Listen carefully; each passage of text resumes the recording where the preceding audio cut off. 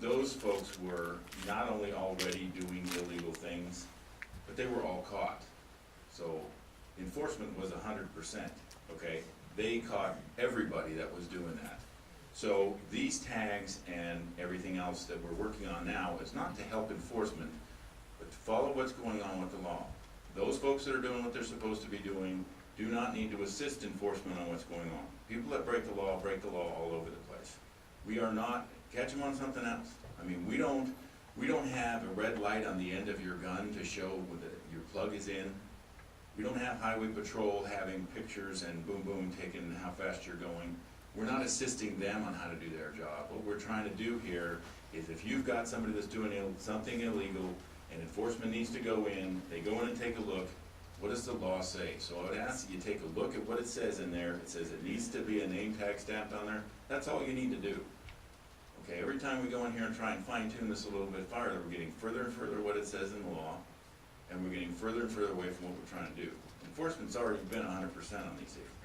So we just need to make sure we're following what this law says right here, and that's what we're taking care of. We're not out here, this law is not out to make it easier for enforcement. They're already doing a great job. We need to make sure we're following what that law says, and that we're taking care of names and tag numbers on the license. Anybody else? Seeing none, I'll bring it back to the commission. Commissioner Drew. I guess another question for Chief Buonamici, in looking at section 2 where it says beginning with NB 0001, it seems like that's pretty specific for regulation. And is that needed given the fact that we have old traps with numbers already on them that we may reassign, or potentially tags that are already being given out that don't match this? For the record, Rob Buonamici, Chief Game Warden. No, that's in regulation, and that can be changed by the commission at any point in time.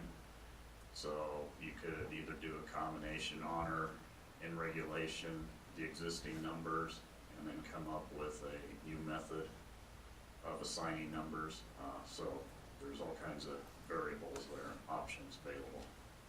And I guess the reason I asked the question is if we looked at number 2 and just said the department shall issue registration numbers, as long as you're issuing the number and have that documented in the database or spreadsheet or whatever, I don't necessarily care what the format of that is as long as that number links to the person using the device. Am I missing something there? Is that problematic? If a license office doesn't have an issue with that, we certainly don't. Commissioner Macbeth. Will the trappers be able to change their number? Let me give you an example. Let's say a trapper gets a number, puts it on his traps, and he has some of his traps stolen. So now he knows he's got his number out there on some traps. And can he come and change his number? Realizing he's got to change the number on all his traps, but to protect himself. Under current statute, I do not believe so. But I'd have to double check if it's statute or regulation. If it's regulation, we can change it.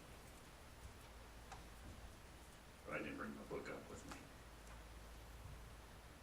Just to partly address that, I think there's something in the NRS that got, or in 213 that was passed, it basically says a person to whom a trap, snare, or similar device is registered pursuant shall report any theft of the device to the department as soon as practicable, as soon after discovery of the theft. So basically what they're saying is if you have a trap that's stolen with your number on it, you need to report that as soon as possible so that there's, I guess, a record showing that your device was stolen. Wow. How is the department going to enforce that when a trap is illegally set? The trapper has reported the number as stolen, and you now find that trap. It seems to me that the trapper now has an automatic out because he is, there is no way you're going to be able to prove that was his trap. For the record, Rob Buonamici, Chief Game Warden. But the trap registration number is just a starting point. for law enforcement. Just like a license plate on a vehicle is a starting point for law enforcement. Getaway vehicle, a bank robbery scene, not that I'm putting trappers in that category at all, but, You just did.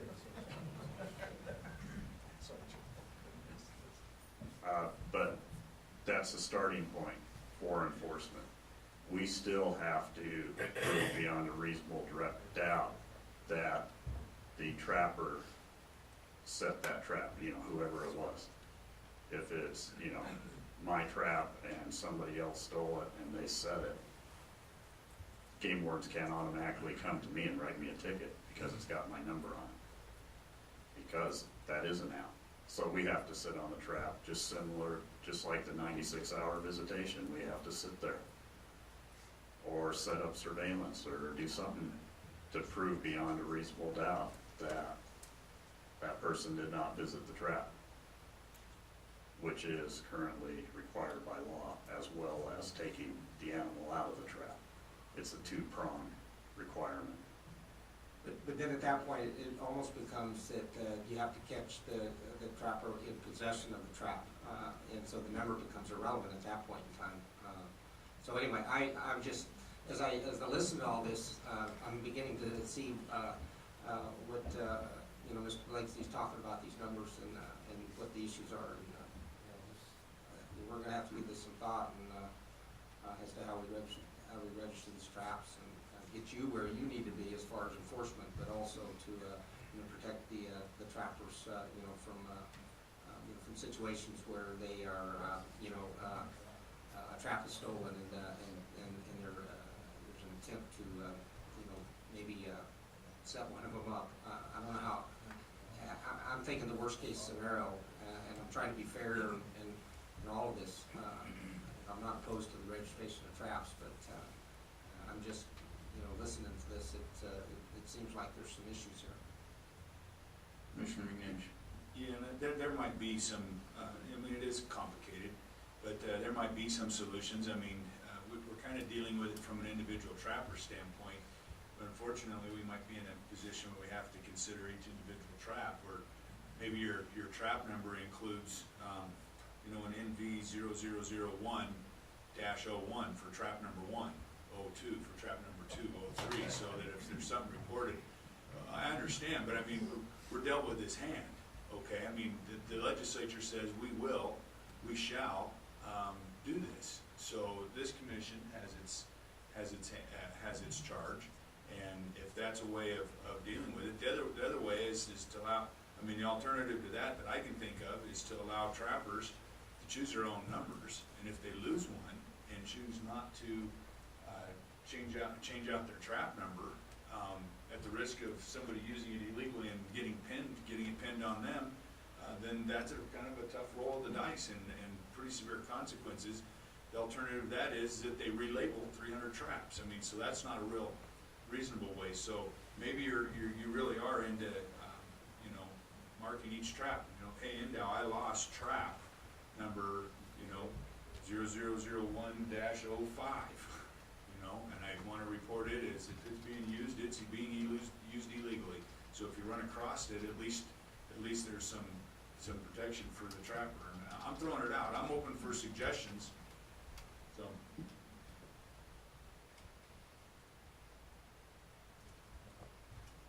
Commissioner Bush. We're sitting here talking about someone stealing a trap, but there's a lot of other scenarios out there, like someone, a lot of times, sometimes they don't get along, or people trap too close to each other or whatever, and there's heartburn going on over some of this stuff.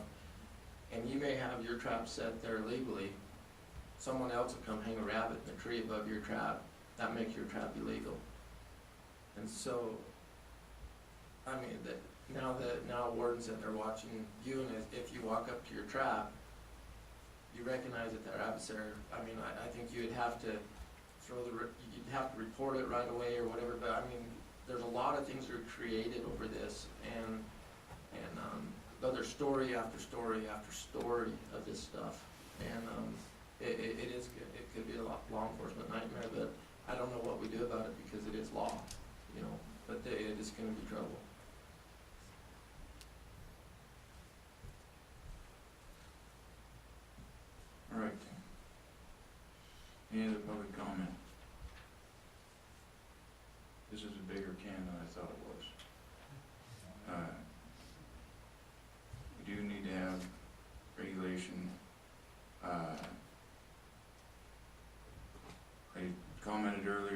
spoke to multiple legislatures about, intent. And their intent is to have a registration going forward this year. Their intent was for us to look at visitation over the next year, come up with something, but their full intent is for us to come up with something for registration. With that being said, and with the number of questions brought up today, do we have to have a telephonic committee meeting to review some of this stuff prior to the next commission meeting? Because I don't know if we're gonna be able to get our hands around it and make it right during the next commission meeting without a committee meeting. Mr. Chairman? Yes. Could we look at could we just go through this? We had a couple of recommendations, because you are right. I mean, you know, if you remember, they were going forward, there was already a numbering system that was going forward as a part of the statute. And I think at the last moment, the commission said, wow, let's see if we can get it to come back to us, because if we do that, if they put it into law, then we're gonna have to wait 2 years to make a change. So, I mean, it could have been worse. And, you know, so my suggestion is let's just go through this and see how far off we are, if that's possible to do right now, to take each one of these. I mean, I think starting with, it doesn't sound to me like there's any problem with section 1.1. Everybody agrees with that. Could we do, is that possible to do? It's gonna take us some time, but, what does the rest of the commission think about that approach? Commissioner Drew? But I think that's fine. I think, to be honest with you, that this is probably gonna have to be, for as much as I don't like writing regulation more than once, I think there might be some pieces to this that are adaptive. I don't know that a committee meeting's gonna get us much further down the road than we're gonna get today, to be honest with you. I mean, it is what it is, and we need to have something in place, so.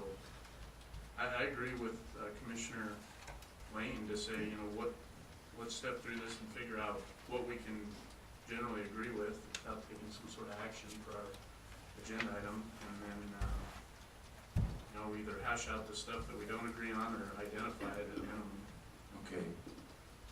My idea here is let's go section by section. I'm gonna take public comment into each section, but let's not be repetitive in our public comment. There's two sides to this issue. Let's get basically a representative from each side. Let's get this going. Okay. You wanna go? Yeah, I would, as far as section 1, sub 1, I personally don't have any recommendations for change. Joe? I just want it to be made clear that I don't have to do this again. Well, I can't guarantee that, Joe. That's just something to consider. I've registered my traps and I have a number. And this says that we have to obtain an application form and be completed and et cetera, et cetera, et cetera. I did that 30 years ago and I had that trap number for the last 30 years. You mean you changed trap number again? What we Yeah, come I up with? don't have to do any more applications. I have a number and it's Okay. permanently registered and that's what the law said. Okay. And me and guys like me. Commissioner McNitch?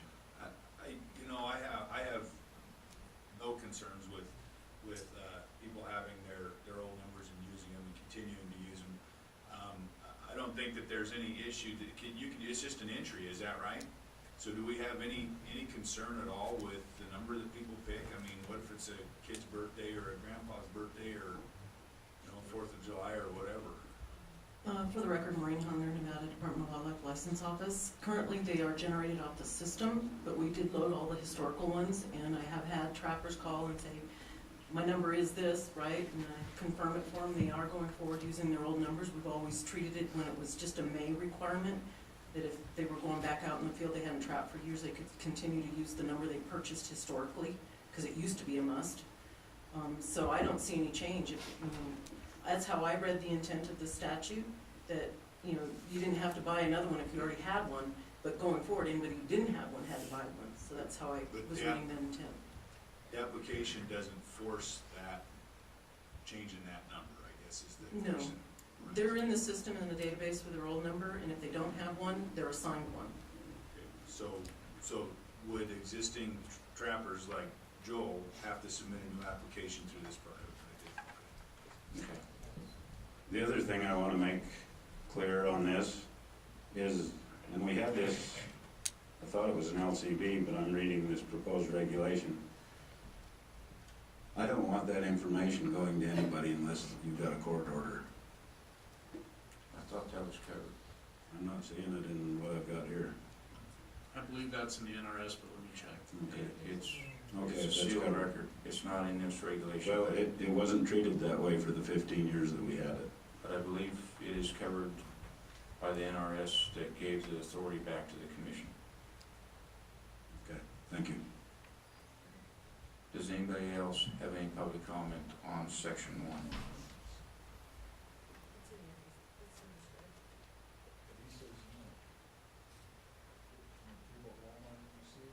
Seeing no, come on up. Don Sefton, I don't mean to throw a wrench in this, but Maureen and I and Rob have been going back and forth about how to implement this and to make it convenient for the trappers to print the registration number on their license, which means if Joel goes to Walmart, that his registration number will appear on the license. And since I've been asked to do that, and we did it in the past, I just want to make sure that's out and open and everybody's aware of it. Okay. Thank you. Commissioner Drew. So to answer the previous question, the NRS that's enrolled here says, any information in possession of the department concerning the registration of a trap, snare, or similar device is confidential, and the department shall not disclose that information unless required to do so by law or court order. This means it's not subject to the Public Record Act request. Anybody else have any comments on section 1? So we're section 1 as stands. Let's go to section 2. Commissioner Drew.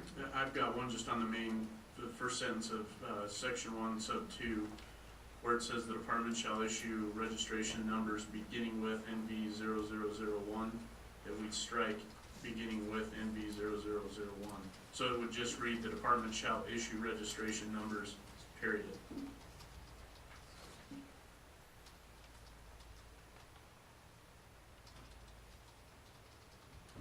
Commissioner McNinch. So I guess I'd like to, is it something that we need to mandate, or is it something that would be in the best interest of we're issuing individual trapping numbers to trappers. Is there a need or a desire to go to where we're issuing numbers for each and every trap? Yes, Joe. Absolutely not.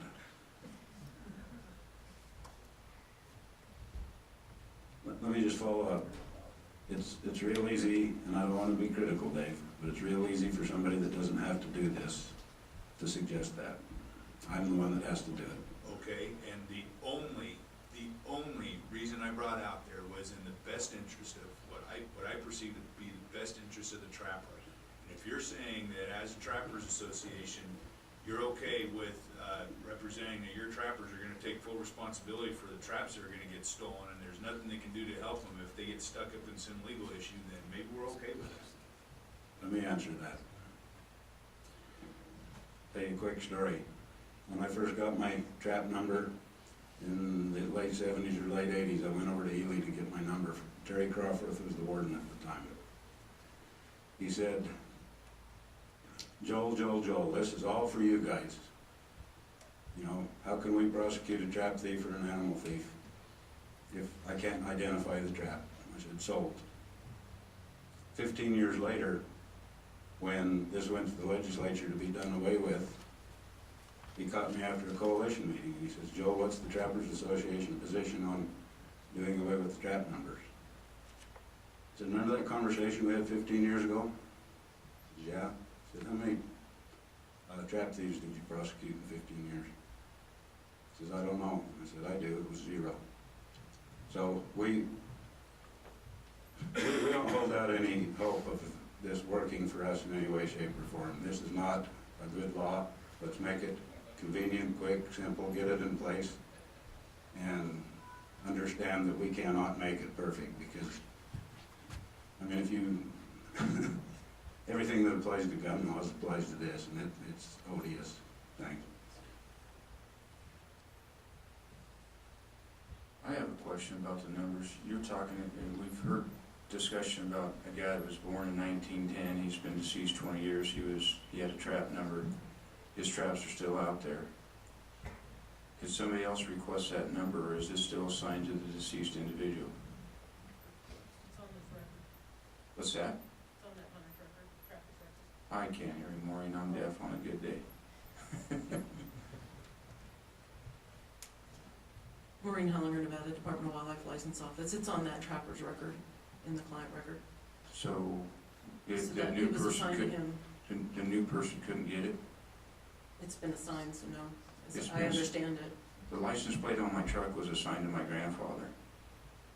Now it's mine. Only way I got it is he died. And it has sentimental value to me. There's, So if a grandson inherits a trap, he should be able to inherit a trap number at the same time. currently there, it was not originally in the law or regulation to be transferable. And now I think the new language says it's non-transferable. So, but we never transferred them. They were permanent to that person.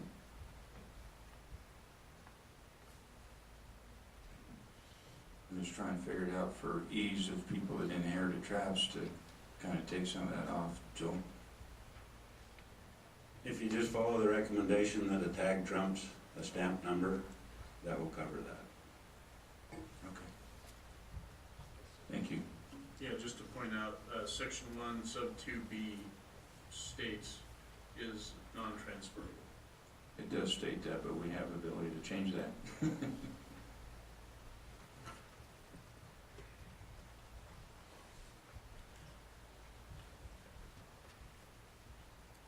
You have an idea, Jeremy, so we can get off section 2? The next item I had on section 2, actually, we're still on section 1, so section 1,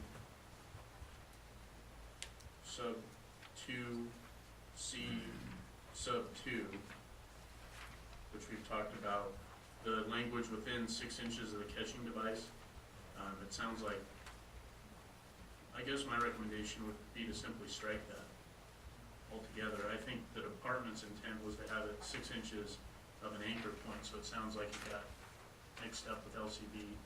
And my recommendation would just be to strike it as long as it's somewhere on the trap, chain, cable, or wire.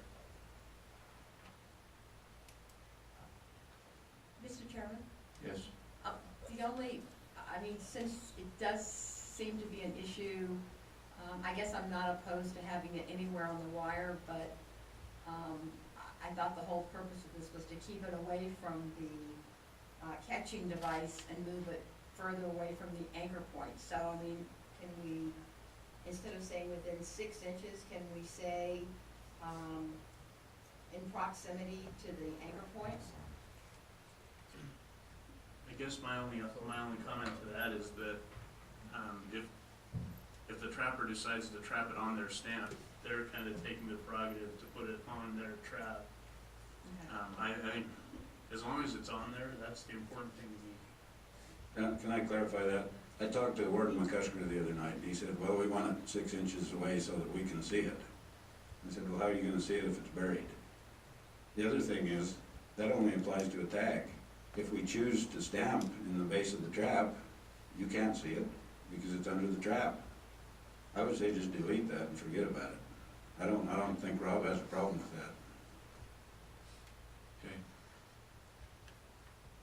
Any other public comment? Actually, I think going back, because it seems like we skipped over it, Michelle Spencer for the record.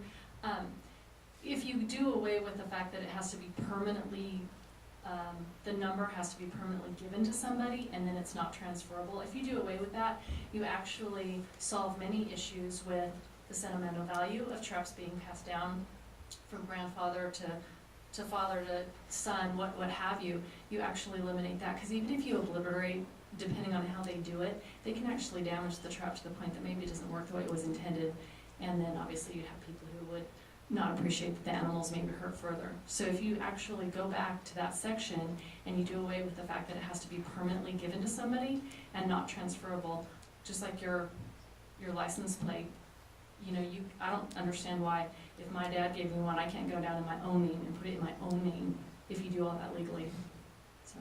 Yeah, you can steal my truck, but I'll fight you for my license plate.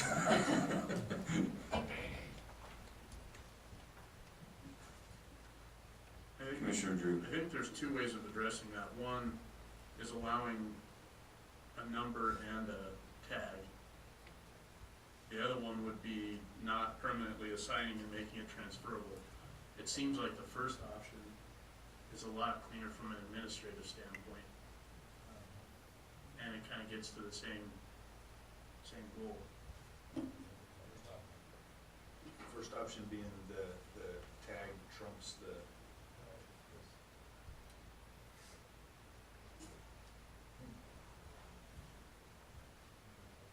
Where are we at? Commissioner Bliss.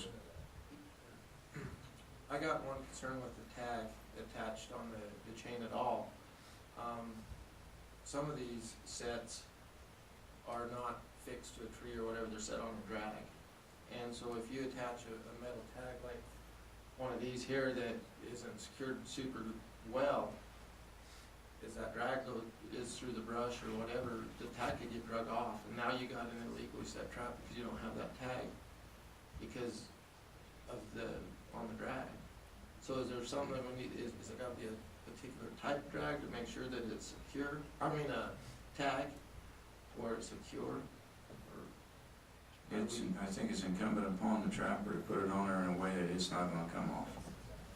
Yeah, I guess to answer Commissioner Bliss's question, I guess in that instance, if you're gonna use that method, it'd probably be wise if you stamped it permanently into the trap. Yes, Joe? Yeah, that's correct. I probably will use those stamps, and so will a lot of other guys. But the fact is, again, we're talking about time. I mean, trapping season's coming up, and there's not a lot of time here.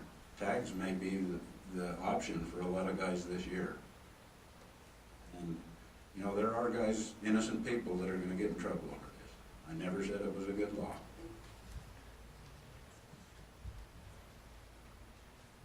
Mr. Chairman, Commissioner Lane. so we're on 2 then, what we're saying is we're putting a period after wire, is that correct? That was my recommendation, correct.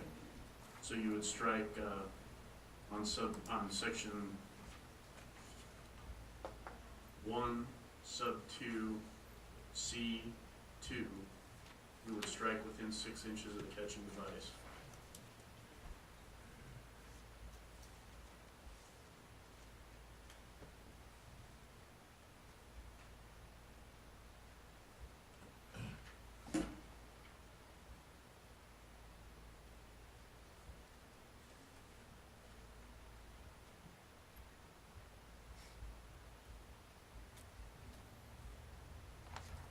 Okay, Commissioner McBath.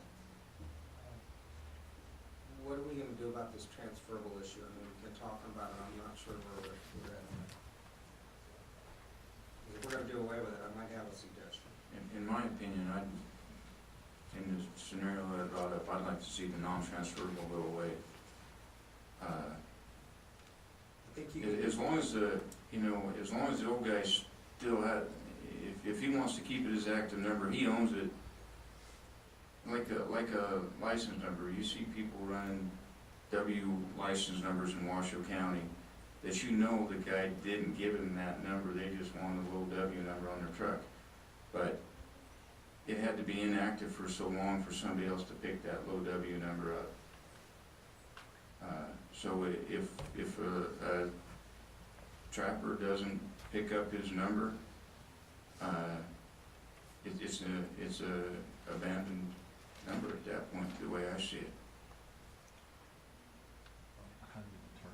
Okay, so if you want, my idea would be to, and in section 1, subsection 2A, strike the word permanently. At that point, must be assigned to the person to whom the department issues the registration number. It seems to me that by going into the department, the person can have that number, father's number assigned to the son or daughter, or whatever the case may be. What you do is you strike B, but in doing that, you'd have to put the word and after, well, you'd have to have, is that a semicolon? Yeah, it is. So in A, it'd be after the semicolon, you'd have to put the word and. You'd strike B entirely, including the word and then you change C on the next page to D. And then I seem to recall that Rob had some additional language that was added to 1. I've got a note here. Is that the case?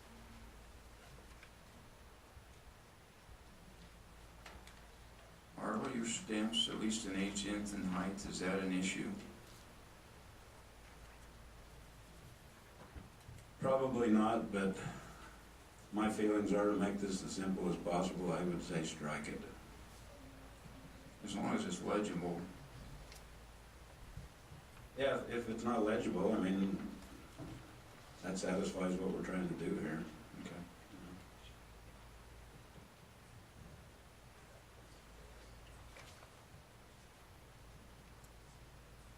So I guess my point would be Commissioner Macbeth's fix addresses this issue of transferability and old numbers if we want to only allow one number on the trap.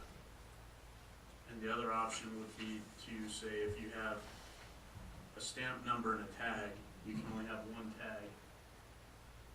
And the tag trump, it basically, your current number needs to be on the tag and not on the trap itself. Either way, I think it gets to the same point, but it's gonna be, I think, an administrative headache with the transferability. I could be wrong on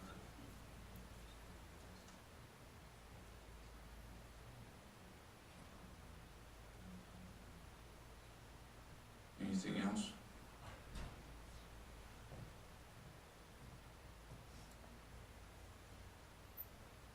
Rich got up like he was gonna say something. I was hoping he had something to get us out of this mess.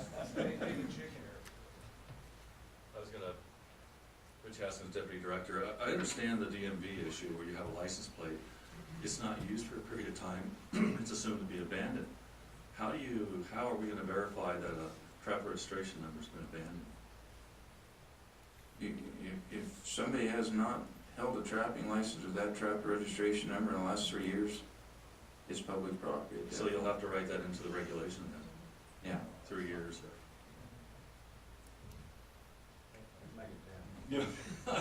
So-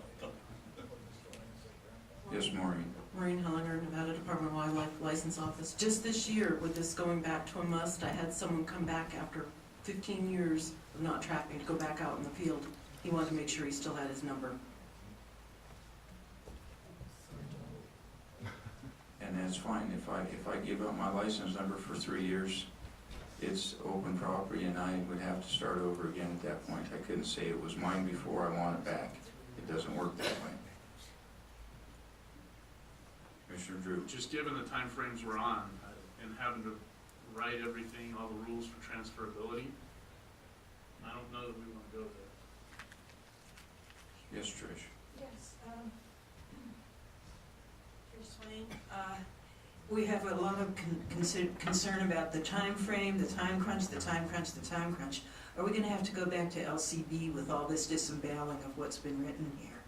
How long is this process gonna take us? Disemboweling, I don't agree with Well. disemboweling. I mean, I'm sorry, I'm gonna say something about that. We've been given an edict, and we're addressing it. It wasn't cleared up, and that's not what the legislature's for. They wanted us to deal with it. So I don't look at anything that we're doing as disemboweling anything. We're dealing with a real difficult issue, trying to figure out the best way to move forward. So I guess I take exception to that. Well, I appreciate that, but I just wonder how long this process is gonna take when we're talking about the time crunch. And are we gonna have to go back to LCB with all these changes? We are going to have to go back to LCB. We are striving to get it in place for this year. we have to operate within the laws that we're given. And we're not trying to shortchange anything, we're trying to do the best job to come up with something that works. And that's what we're charged to do, is come up with something that works. Not something that half-heartedly takes care of a problem and causes more problems. We're here to do it once and get it right. Okay, appreciate that, thank you.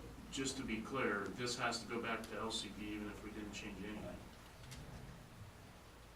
So it's going back to LCB regardless, even if we didn't change any language at all. Okay. Commissioner Bliss. As far as the transferring of the trap number, could you have the person whose number it is actually sign that number over to another person? So the grandfather could sign it over, so he has you have his signature, says, yeah, I'm giving this trap number up to my grandson.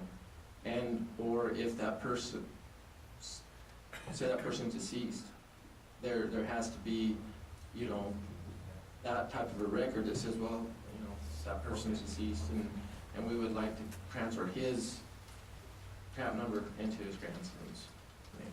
I think there's ways around that. I understand what Mr. Drew says about the time crunch, and I'm just a sentimental person, I don't know.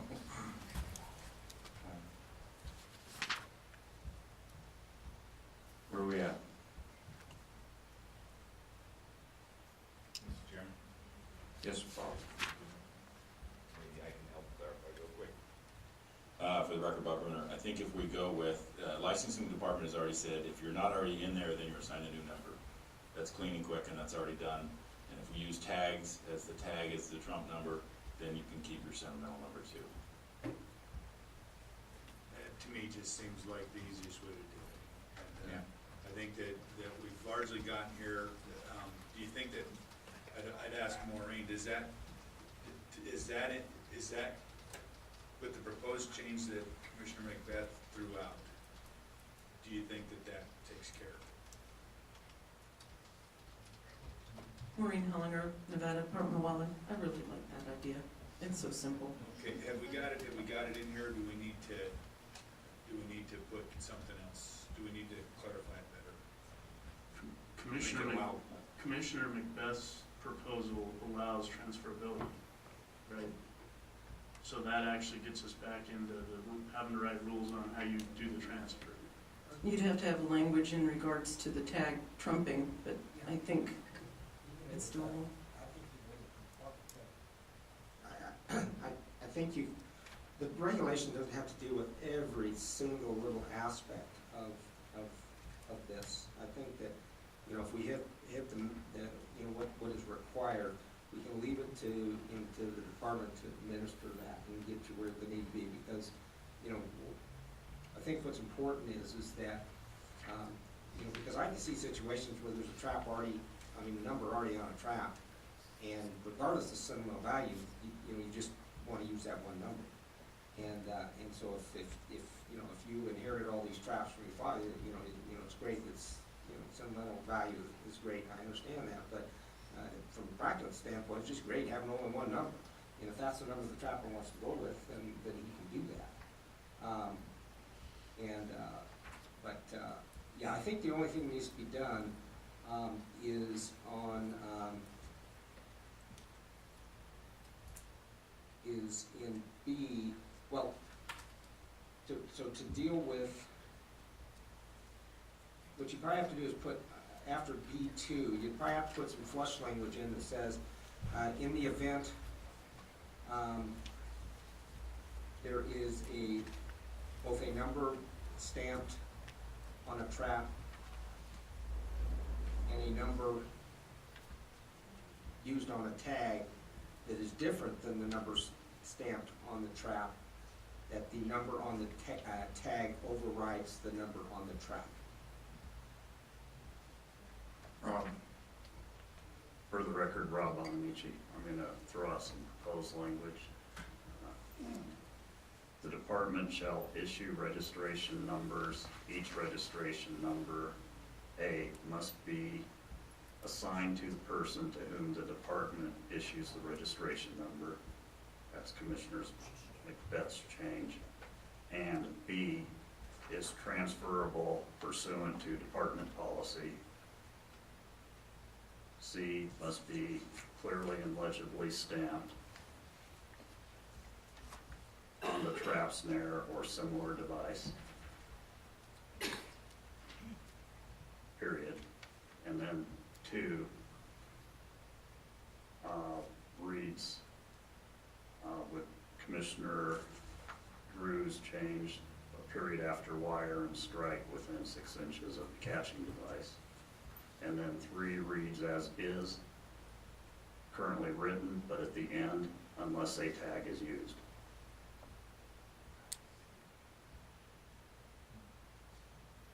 Everybody understand what you just did? Commissioner Drew? If you were to say unless a tag were used, would you have to put some clarification in there that the tag must Or unless bear a the tag, current registration number of the owner? unless a valid tag is attached.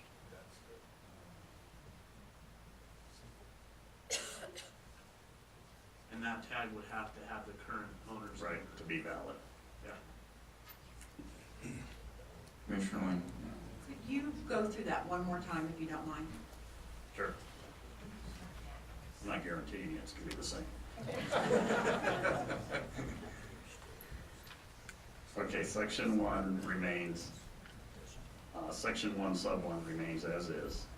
Section 1 sub 2, the department shall issue registration numbers. Each registration number must be assigned to the person to whom the department issues the registration number. And B is transferable pursuant to department policy. C must be clearly and legibly stamped, 1, on the trap, snare, or similar device or tag, period. And 2, on a metal tag that is attached to the trap, snare, or similar device. If a metal tag is used, and the tag must be attached to the catching device of the trap, snare, or similar device, or secured to the attached chain, cable, or wire, period. And 3, each trap, snare, or similar device must bear only the registration number of the owner of the trap, snare, or similar device. Any other registration number must be stricken, obliterated, or removed from the trap, snare, or similar device unless a valid tag is attached.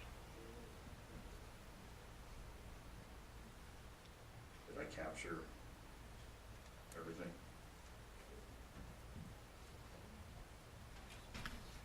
Commissioner Macbeth?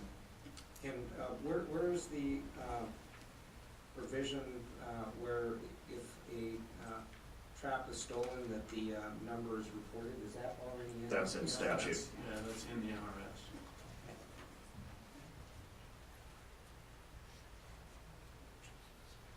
Joel?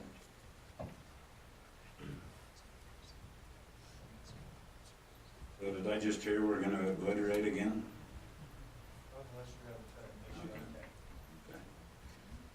The other thing, C subsection 2, must be attached to the catching device of the trap, snare, or similar device. What does that mean? Where's the catching device on a box trap? Where's the catching device on a snare?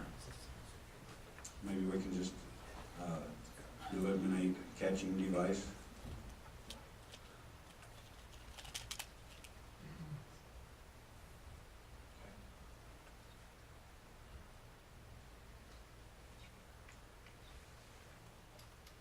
Joel's come up a lot. Does Trish or Dr. Moldy or anybody have any comments? Okay, come on up. Thank you, appreciate it. I'm happy now. Happier now. Regarding trap, we have a definition of a trap. I do not believe this includes a box trap. Perhaps Rob can help us out with that. But I do believe this is just body catching traps. Did you understand the question? She, box traps? I don't think they're included in this.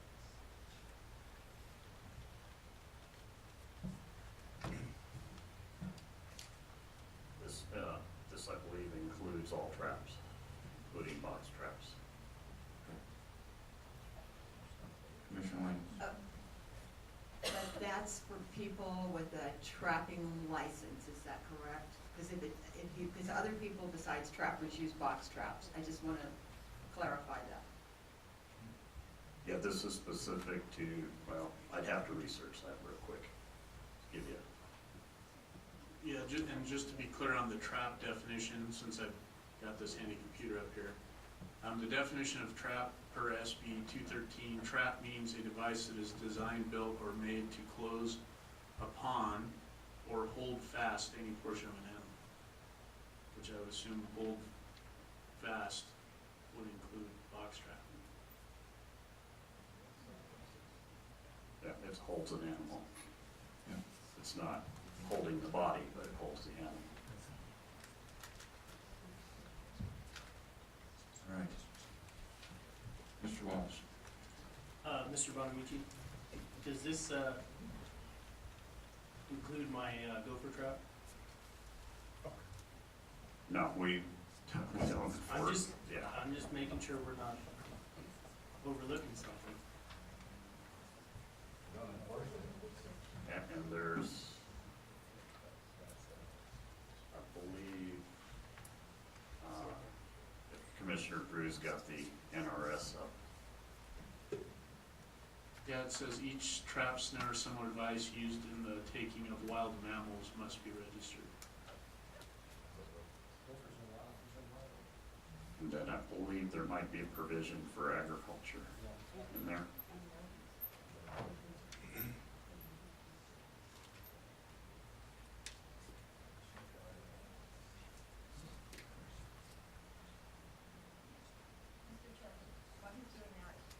I guess my question would be, since box traps are used in trap, neuter, and return, I mean, you know, particularly in southern Nevada where that program is legal, that would be my question, since they are box traps. I mean, that's what I'm trying to find out. And if, you know, because we would need to, we'd certainly, if that's the case, I don't have a problem with it, but we would certainly need to let people know that, since the traps are numbered currently individually. If their traps are numbered, as long as there's a way to track them back to the owner, Okay. we're good.